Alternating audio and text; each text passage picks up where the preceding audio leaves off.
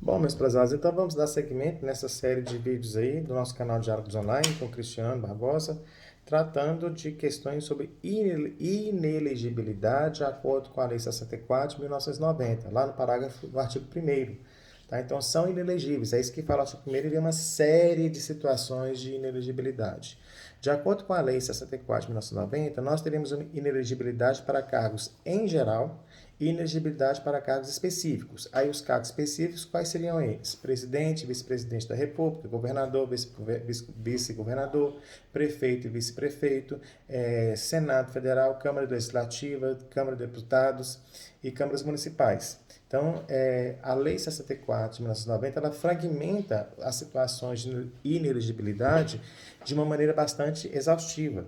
Então, para não ficar cansativo para vocês, o que nós iremos fazer? Nesse primeiro vídeo dessa série sobre inelegibilidade com base na Lei 64 de 1990, nós vamos tratar da inelegibilidade no sentido geral, tá? Então, inelegibilidade para qualquer cargo. Essa inelegibilidade para qualquer cargo, de acordo com o artigo 1º, a primeira situação que vem é os inalistáveis e os analfabetos. Obviamente, se a pessoa é inalistável, ela não tem direito político nem ativo nem passivo, ela não pode votar nem ser votado. Já para os analfabetos, a ideia que se tem é que se a pessoa não tem capacidade para exercício da função supostamente para a qual ela foi eleita, não há como ela exercer aquela atividade. Exemplo dessa discussão aconteceu quando tivemos a eleição do Tiririca, que fizeram até testes com eles para saber se ele era ou não analfabeto. Tá? Então, o analfabeto, ele pode até votar, caso ele queira, que já que é facultativo o direito político ativo, mas o direito político passivo, já temos aqui a limitação na Lei 64 de 1990, que ele não vai poder exercer o cargo, porque é inelegível. Outras situações de inelegibilidade, de acordo com a Lei 64, 90, no artigo 1º, são para os membros de Congresso Nacional, Assembleia Legislativa, Câmara Legislativa, Câmara Municipal, que tenha, porventura, infringido o disposto ou perdido o mandato de acordo com o disposto no artigo 55, inciso 1 e 2 da Constituição. Então, no artigo 55, inciso 1 e 2 da Constituição, é feito uma situação análoga em que, deixa eu pegar aqui para vocês o artigo 55, em que menciona a perda de mandato para deputado e senador em situação que infringe qualquer das proibições estabelecidas no artigo 54 e na situação em que for declarado incompatível com o decoro parlamentar. No artigo 54 da Constituição é mencionado que os deputados eles não poderão, desde a diplomação e desde a posse, algumas situações, por exemplo, desde a diplomação, firmar contrato com pessoa jurídica, de direito público, autarquia, economia mista, aceitar ou exercer cargo, ou então função ou emprego remunerado, mesmo que sejam demissíveis ad nutum, tem-se desde a posse que eles não podem, não poderão ser de proprietários, controladores, diretores de empresa que gozem de favor decorrente de contrato com pessoa jurídica de direito público, ocupar cargo ou então função que sejam demissíveis ad nutum, patrocinar causas em que seja interessada qualquer das entidades da qual ele possa vir fazer parte, e se ele for titular de mais de um cargo ou mandato público eletivo. Tá? Então, nessas situações, perdendo-se o mandato de acordo com a Constituição Federal ou de acordo com situações análogas contidas na Constituição Estadual, na Constituição municipal, nas leis orgânicas, ele se torna inelegível durante o período remanescente do mandato para o qual ele foi eleito e nos 8 anos subsequentes.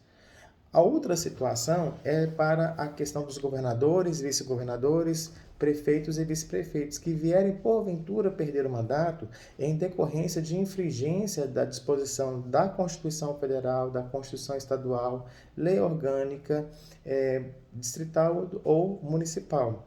Esses, quando eles perderem o mandato, eles se tornarão elegíveis para as eleições que se realizarão durante o período remanescente do mandato para o qual ele supostamente foi eleito e nos 8 anos subsequentes ao término do mandato, que ele tenha sido eleito. Uma outra situação que a Lei 64, lá no artigo 1º, menciona para a gente, já na linha D, é a situação de pessoa que tenha representação julgada procedente da Justiça Eleitoral, com decisão transitada em julgado, ou então proferida por órgão colegiado, né? Vinculadas com abuso de poder econômico ou com abuso de poder político, ou com ambos, conforme for a situação fática, né? E eles se tornam elegíveis para a eleição na qual concorrerem, ou então tenham sido diplomados, bem como para as que se realizarem nos 8 anos seguintes. Também, de acordo com o artigo 1º, a linha E, a gente tem as situações que são inelegíveis aqueles indivíduos que forem condenados por decisão transitada em julgado, proferida por órgão colegiado ou por órgão que tenham condenado até o transcurso de 8 anos após o cumprimento da pena por prática dos seguintes crimes.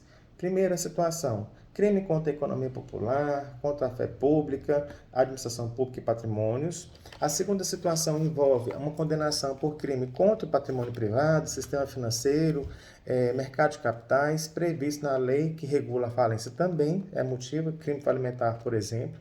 Né? As pessoas que também forem condenadas, né, por decisão transitada em julgado contra crime relativo ao meio ambiente e à saúde pública. E aqui me permita um comentário: tem-se algumas ações contra prefeitos, contra secretários, contra procuradores de prefeituras de alguns estados em relação à vacinação, né? A exigência de passaporte vacinal, já que fere Constituição, Direito de Liberdade, já que fere Código Civil, no que se refere-se ao fato da pessoa não ser obrigada a submeter-se a tratamento médico sob risco de vida. Né? Então, essas pessoas que estão praticando isso, elas estão recebendo, em alguns estados, ações para tentar fazer com que eles percam o mandato em razão do descumprimento da Constituição e também por enquadrar no crime contra a saúde pública. Tá? É uma discussão que tem isso aí, mas é só um adendo para a gente pensar sobre isso também, tá? Sem entrar em questões polêmicas. Vamos olhar a questão no direito apenas, ok?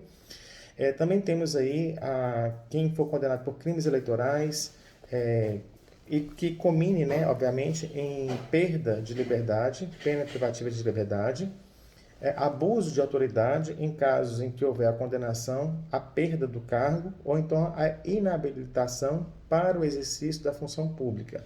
Também temos aqueles crimes que as pessoas cometerem de lavagem de dinheiro, ocultação de bens, direitos, valores, tráfico de entorpecentes, crime de racismo, tortura, crimes hediondos, terrorismo, redução da condição análoga a escravo, contra a vida e a dignidade sexual e praticados, melhor dizendo, por organização criminosa, quadrilha ou bando. Nessas situações, a gente teria a primeira parte do artigo 1 da Lei 64 de 1990, que versa sobre a inelegibilidade para qualquer cargo. Nós ainda iremos continuar no segundo vídeo com as demais alíneas, que vai até a linha Q, tá? Então, a gente vai ter lá a linha F até a linha Q para fechar essas indicações de perda da elegibilidade para qualquer cargo, ou seja, a pessoa se torna inelegível, tá bom? Então, no nosso segundo vídeo, nós continuaremos falando a partir da linha F com vocês, ok? Um abraço, não saia daí, continue conosco para a gente encerrar esse tópico, esse conteúdo.